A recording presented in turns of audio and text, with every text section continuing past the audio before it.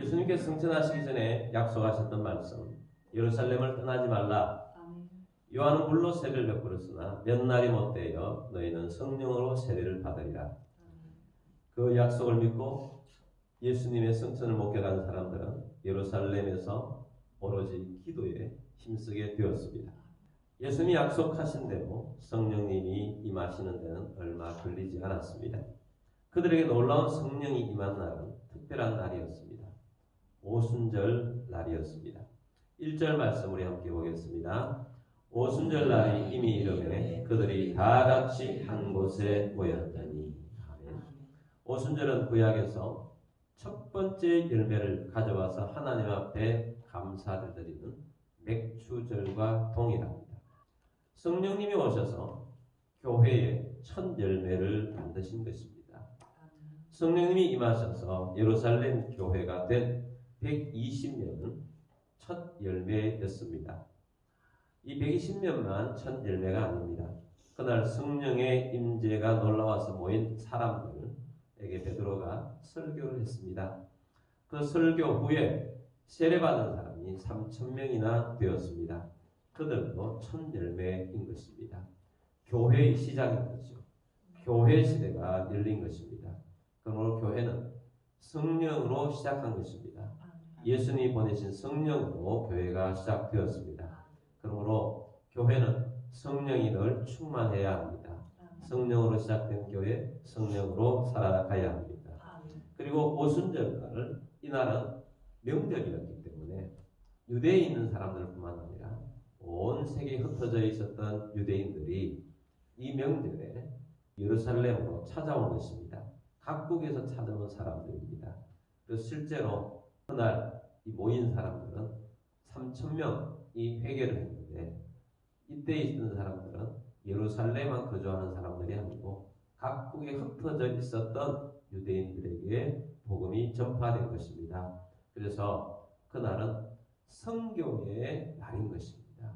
그래서 이분들이 다시 자기가 살던 고향 땅으로 가서 예수 그리스도의 복음을 전파하고 하나님의 나라를 이루어가는 놀라운 선교의 첫날이 된 것입니다.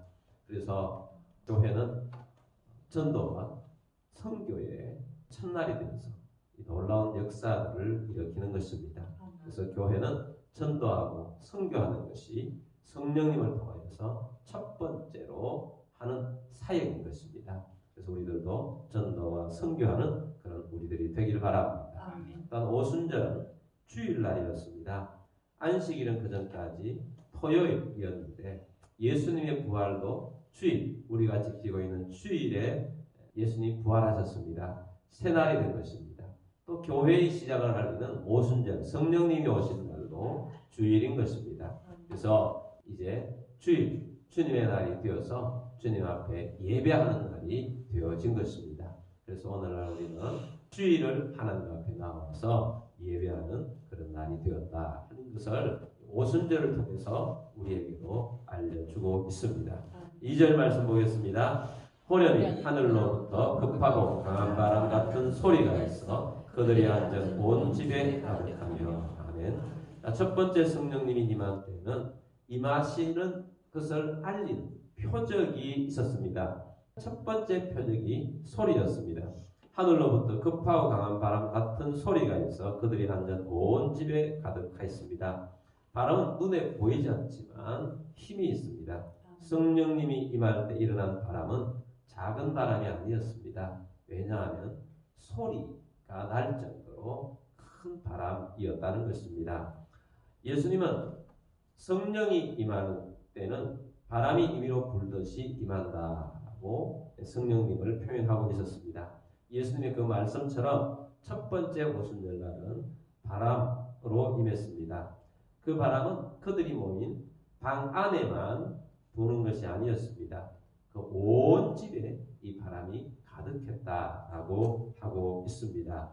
그래서 거기에 있었던 사람들은 성령님으로 인한 그 바람을 모두가 다 체험할 수 있고 소리를 들을 수 있도록 그렇게 했었던 첫 번째 성령님은 성령이 왔다 하는 것을 체험할 수 있도록 바람을 느낄 수가 있었고 소리를 들었던 것입니다. 3절 말씀 보겠습니다. 마치 불의 혀처럼 갈라지는 것들이 그들에게 보여 각 사람 위에 하나씩 임하여 있더니. 아멘. 오순절에 임한 첫 번째 임했던 성령님은 두 번째 표적이 있었습니다. 두 번째 표적은 불이었습니다. 마치 불의 혀처럼 갈라지는 것들이 그들에게 보여 각 사람 위에 하나씩 임하여 있더니. 그들 모두에게 불이 보였습니다. 세례 요한의 메시아에 대한 예언은 메시아가 오면 그가 불과 성령으로 세례를 주리라 라고 했었습니다. 성령이 임하실 때 불의 모습이 그들에게 나타났습니다. 위로부터 내려온 불이 불의 혀처럼 갈라지는 것들이 그들에게 보였습니다. 그리고 그 불의 혀처럼 갈라지는 것들이 그 안에 있는 모든 사람, 각 사람 위에 다 임하여 있게 된 것입니다. 그 불이 성령님을 계속 그들 가운데 계심을 보여주고 있었습니다. 한참 동안 그 불이 각 사람 위에 머물러 있었습니다. 그래서 그 불이 사람들 위에 계속 머물러 있었던 것입니다. 4절 말씀 보겠습니다. 그들이 다 성령의 충만함을 받고 성령이 말하게 하심을 따라 다른 언어들로 말하기를 시작하니라. 아멘. 성령님이 임하여 있는 동안 그들은 성령의 충만함을 받게 되었습니다. 충만함이라는 것은 넘치는 것을 말합니다. 성령님이 그 사람들 속에 들어가서 성령 안에 그들이 잠기게 되었다라는 것입니다. 마치 물이 있으면 물이 찰랑찰랑하는 물이 아니라 물이 사람들 위로 넘치는 것, 에스겔의 환상처럼 되어진 그런 성령의 충만함이 임한 것입니다. 성령의 충만함이 사람들 속에 임하면 어떻게 되느냐? 생각이 변합니다. 내 생각이 성령의 생각에 녹아버리는 겁니다. 내 생각대로 사는 것이 아니라 성령의 생각대로 성령의 계획대로 하나님의 뜻이 무엇인지 거기에 초점을 맞춰서 살게 된 것입니다. 성령이 임했는데도 불구하고 내 생각대로 산다는 것은 아직 성령의 충만함이 임한 것이 아닙니다. 성령으로 충만해 지속적으로 성령을 받아서 성령으로 충만해지셔서 하나님의 생각, 예수님의 생각, 성령님이 주시는 생각으로 삶을 살아가는 우리들이 되기를 바랍니다. 많은 사람들이 성령이 있으면 그냥 방언하고 은사받고 끝나는 줄 압니다. 그런데 성령이 임하면 사상이 바뀝니다. 생각이 바뀝니다. 성품이 달라집니다. 하나님의 성품, 예수님의 성품으로 달라지는 것이 우선입니다. 성령을 통하여서 충만해져서 내 생각이 아니라 성령으로 우리의 생각과 우리의 마음이 달라지게 되길 바랍니다. 그리고 성령으로 충만해지면 성령의 은사를 받게 됩니다. 각자 다른 은사들을 주께서 주십니다. 성령으로 충만해진 다음에 은사가 가장 뚜렷하게 나타나진 사람이 베드로였습니다. 베드로는 탁월한 설교가 되었습니다. 베드로는 뛰어난 부흥사가 되었습니다. 성령을 받게 하는 성령 사역자가 된 것입니다. 또한 뛰어난 치유 사역자가 되었습니다. 치유가 일어나고 죽은 자도 살리게 하는 그런 일이 베드로에게 나타났던 것입니다. 또 반대편 굉장히 권세가 가는 상해드린 공회에 잡혀가서도 조금 더 굴하지 않는 담대한 믿음의 사람이 된 것입니다. 굉장히 놀라운 은사들을 다양하게 베드로를 통하여서 성령의 은사들이 나타나게 된 것입니다. 그 외에도 베드로에게 주어진 은사는 특별한 것들이 또 있었습니다. 많이 나타났습니다. 또 베드로는 베드로 전서를 썼지요. 성경학자 신학자들은 이 베드로가 쓴 것이 아니다. 왜냐하면 베드로는 무식하기 때문이다 라고 하는데 성령을 몰라서 하는 겁니다. 성령님이 주신 것인데 성령님이 주셔서 그 모든 걸 할 수 있도록 만들어 주신 것입니다. 사람들에게 성령이 임하면 성령님께서 각자에게 다른 은사들을 주십니다. 그래서 여러분들에게도 주시는 이 은사들이 있습니다.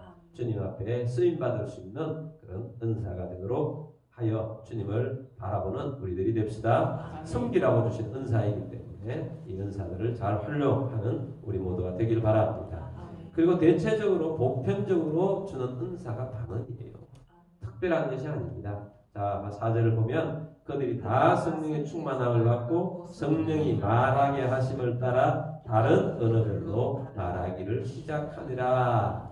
베드로에게는 특별하게 다른 은사들이 나타났죠. 근데 여기 보니까 각각 성령이 말하게 하심을 따라 다른 언어들로 말하기를 시작하니라. 방언의 은사들은 보편적으로 나타났다라고 말씀을 하고 있습니다. 여러분, 우리의 입술은 매우 중요합니다. 여러분, 우리의 입술이 할례를 받아야 된다 이런 말씀도 하고, 우리의 입술에 성령의 입술이 되어야 함을 우리는 꼭 깨달아야 합니다. 성령의 말을 해야 합니다. 방언은 성령의 언어인 것입니다. 영의 언어인 것입니다. 성령님은 방언을 통해서 말씀하시기도 합니다. 방언을 통해서 말씀하시면 예언이 되기도 하고, 또 그 말씀이 또 하나님의 뜻이 되기도 합니다. 또 성령님은 방언을 통해서 기도하기도 합니다. 오늘날 우리는 방언으로 기도하는 것만 방언이라고 그러잖아요. 근데 방언으로 말하는, 초대교회 때는 방언으로 말하는 것들이 있었어요. 근데 이 방언으로 말하는 것이 고린도 교회에는 문제가 되었기 때문에 통역 없이는 방언으로 공식적으로 공개적으로 말하지 말라라고 하고 있습니다. 아무도 알아듣지 못하는 말을 하는 것은 안 된다 하는 것을 말씀을 하고 있습니다. 우리에게 성령이 임하여서 방언이 임하면 방언으로 또 기도를 많이 하실 바랍니다. 이 마음으로 기도하는 것과 영으로 기도하는 것 둘 다 하라고 하고 있어요. 마음으로 기도하는, 우리가 보편적으로 그냥 생각하여서 기도하는 것 있습니다. 기도 제목을 주고 기도하는 것 있습니다. 마음으로 기도하고 또 영으로 기도하라, 방언으로 기도하라는 거죠. 그래서 우리가 영으로 기도하면 이 영을 통하여서 주께서 주시는 권능이 있고 주의 은혜가 있고, 또 방언은 하나님의 비밀을 말합니다. 생각지 못했던 기도들도 하게 됩니다. 통역을 하지 않아도, 내가 무슨 기도를 하지 하는 것을 몰라도 하기를 바랍니다. 하다 보면 그것도 알게 되는 때가 오는데, 그러나 그 몰라도 기도하면 하나님께서 나에게 시키는 기도이기 때문에 기도하여서 그 기도들이 놀랍게 역사하는 것을 보게 됩니다. 또 방언으로 기도하면 더 충만해지고요. 방언으로 기도하면 하나님의 능력과 은혜가 나를 통해서 나타나고, 방언으로 기도하면 내게서 능력이 또한 나가고, 또한 하나님이 주시는 성령의 기쁨을 주십니다. 그래서 주께서 주시는 오순절에 임했던 이 성령님이 오늘날 나타나게 하십니다. 비전 수양회를 합니다. 성령님께서 임하실 것입니다.